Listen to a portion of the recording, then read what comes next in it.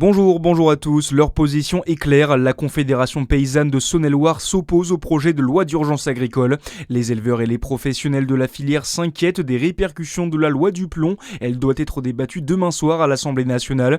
Le texte prévoit notamment la réintroduction de néonicotinoïdes comme l'acétamipride, des substances toxiques pour les cultures agricoles. Le maintien de l'activité est un enjeu majeur. Les mots de Sébastien Martin concernant l'avenir de TechPower.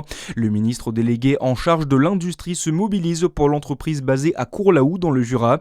Le site a été bloqué par les salariés mercredi dernier après la décision du parquet du Jura de faire appel de la décision du tribunal de commerce qui avait acté son rachat par une entreprise française. Sébastien Martin assure également que l'État restera engagé pour assurer un avenir durable à l'entreprise et à son activité. Un homme gravement brûlé au visage hier à Torpes dans le Doubs. La victime sous assistance respiratoire s'est brûlée à cause de sa bouteille d'oxygène qui a pris feu. L'homme a été transporté à l'hôpital de Lons-le-Saunier sans que son pronostic vital ne soit engagé. Également dans l'actualité, Didier Deschamps se souviendra de son dernier match à la tête de l'équipe de France. Les Bleus quittent la Coupe du Monde après une folle dernière rencontre perdue face à l'Angleterre 6-4 hier soir.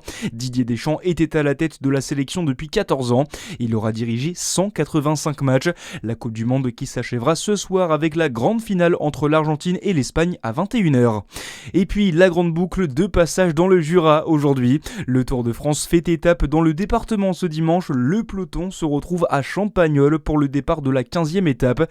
Plusieurs animations sont prévues dans le centre-ville ce matin et des restrictions de circulation sont mises en place dans le centre-ville. 184 km attendent le peloton entre Champagnole et le plateau de Solaizon. Au classement général, Tadej Pogačar est toujours en jaune.